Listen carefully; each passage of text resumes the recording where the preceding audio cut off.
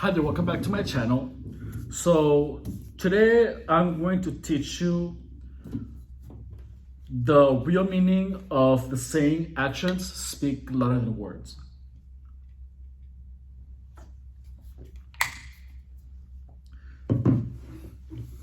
What that saying is trying to communicate is that you need to be a good judge of character. When they say actions speak louder than words,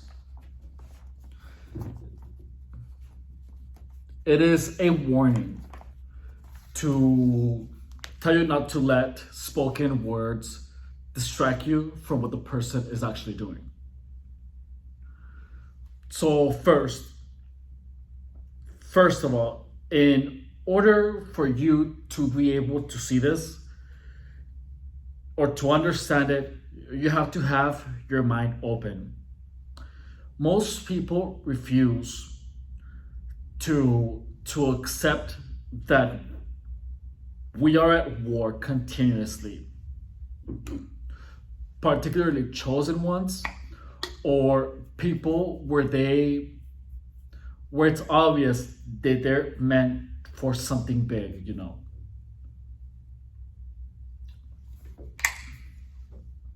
Those are the ones that face the most opposition. And they are the ones that have to be most aware of this information. So the reason that most people are unable to understand gestural language is because, again, they refuse to believe it. But the fact that they don't believe in it doesn't mean that it doesn't exist.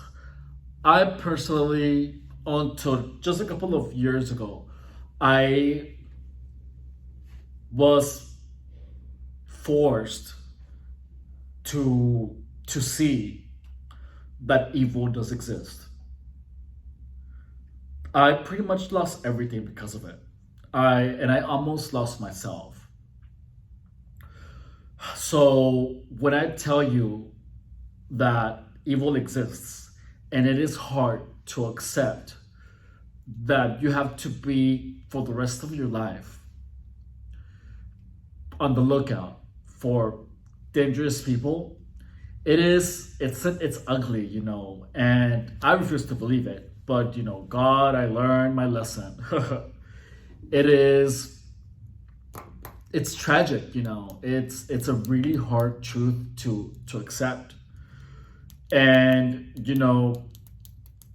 if I would not be a survivor of narcissistic abuse, I would have never believed it. Regardless of what you told me or what other people would told me they'd gone through, like, it's something that only people who go through it will understand. But if there's someone who hasn't gone through it and is listening to this, then pay attention and apply this to your life. The thing is that it changes your entire structure or the framework of how you see reality, because you're pretty much, having the fruit of the tree of Maya, what they call the tree of illusion. You start believing in two powers, in good and evil. But the thing is that there are two powers. There is good and evil. And I tried not to see it. I didn't believe in it until I was forced to see it because someone harmed me to such an extent, only with an intent of destroying me.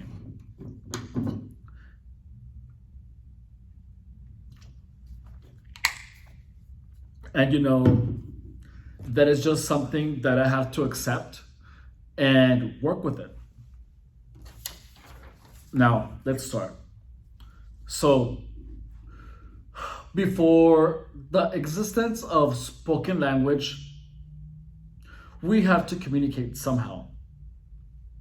Before when there was a time that lies didn't exist, it was because there was a time where we did not have the ability to lie because we couldn't. There was no spoken language, only our actions. Makes sense. So it is pretty much the language of animals. Um, and For example, if you have a pet, you know when your pet is happy, you know when your pet is sad, you know when your pet is thirsty, hungry. You know a lot of your pet, their emotions, merely by observation. And they don't speak, but they clearly speak the gestural language. Why do you think your dog knows when you're sad? Is because your dog is able to understand your gestural language. They're able to see your face, they see that you're tearing down, that you're crying. They are familiar with all of those emotions, and it is an intrinsic language that is genetically written in us. We know already how to read it. Just like a baby knows how to swim, or how a baby knows how to directly know how to feed him or herself from the bosom of her mom without any previous instruction.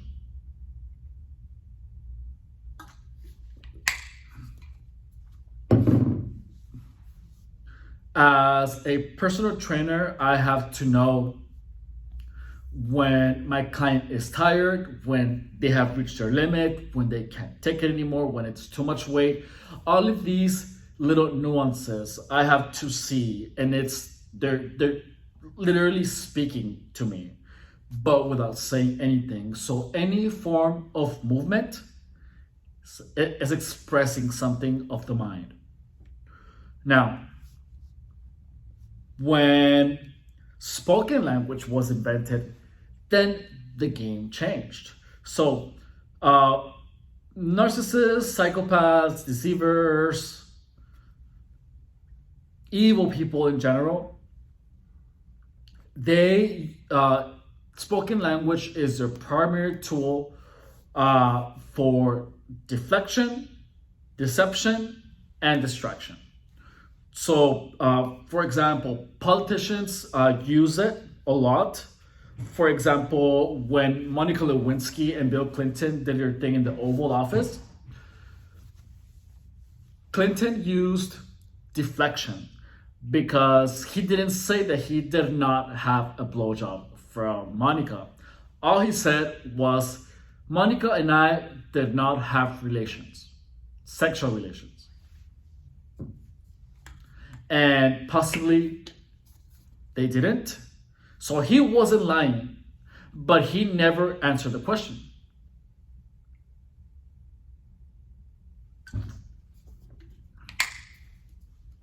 So now, doublespeak can also be referred to as demonic language or satanic language, because it is the opposite of the truth. It is language that is only supposed to confuse you, and pretty much they say things without actually saying anything. So for example, a couple of personal examples is having someone tell you, oh yeah, I want you to succeed in life, or yeah, I want the best for you. But then on the weekends, they're giving you all kinds of drugs. They tell you not to go to work on Monday. They want you not to sleep the entire weekend. All of these are actions that speak louder than words. So the actions are saying the opposite of what the person is verbalizing. So now, let's see. So yes, the language is the real intentions of the person are apparent when there is an incongruency in between what is being spoken and what is being done. So,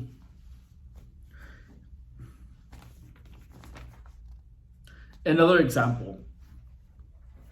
A while ago, I took one of my narcs to my hometown, right? So then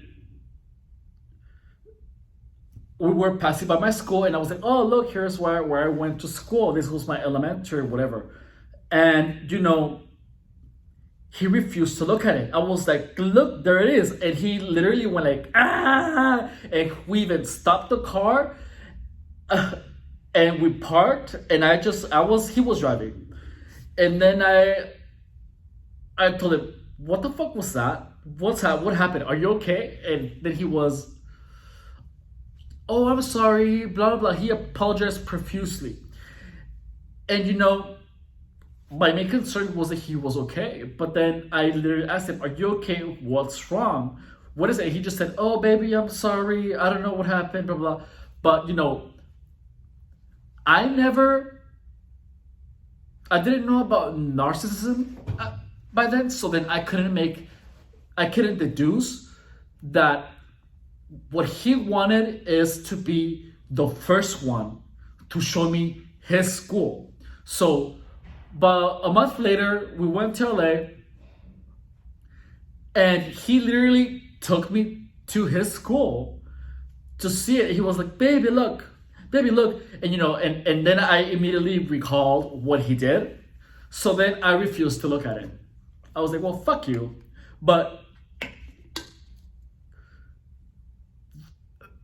this person told me that he wanted to know me, but then when there was an opportunity for him to see where I studied, where in my hometown, he immediately refused to see it because his pride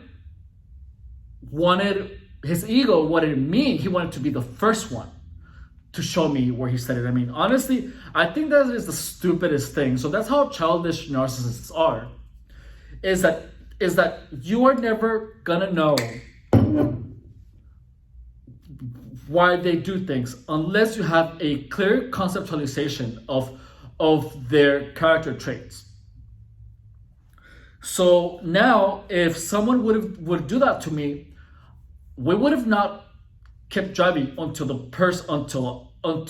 the exact intentions of that tantrum were. Now, let's see.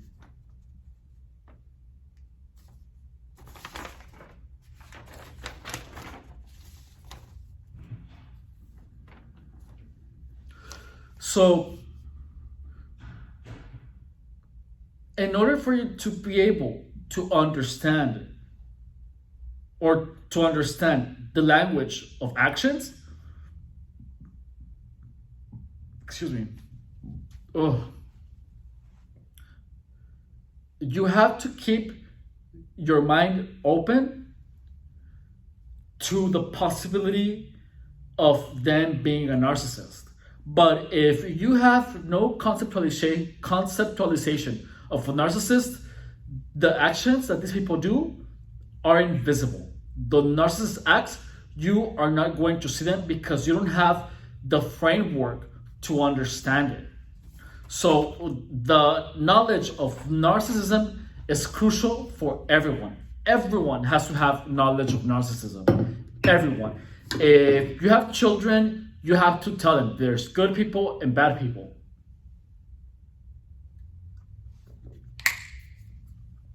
And that they do things out of pride. And then you have to give them examples such as the one that I'm giving you. Because if they aren't able to understand, if they don't have the framework for it, they're going to fall victims to one of these demons.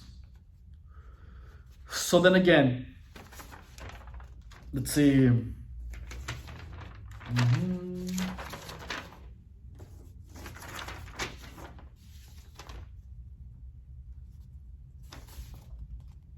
I think that's all I have to say for today.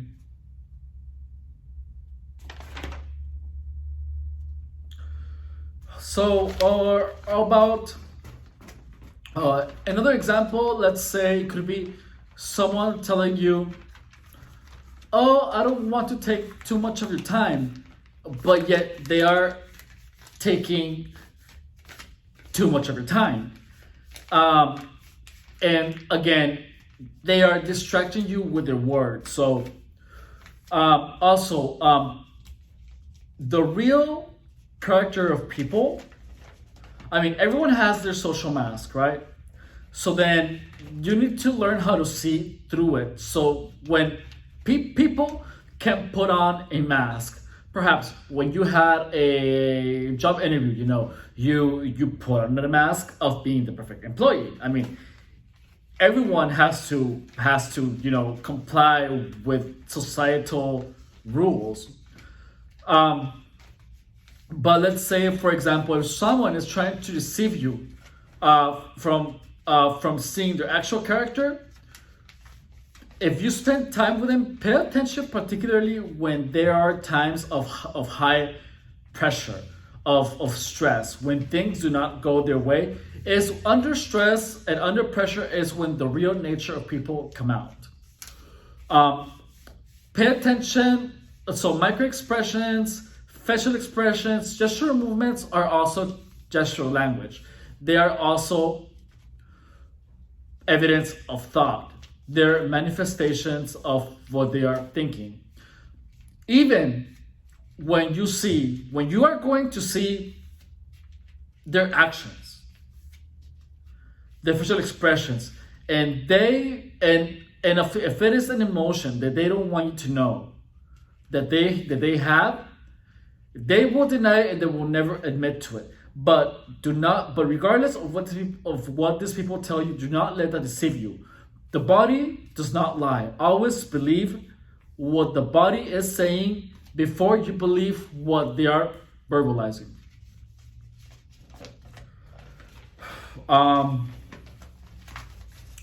Also, if someone, you have to become proficient at deducing the intentions of what people are telling you.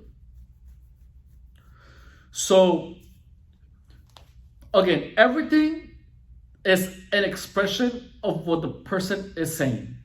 Absolutely everything.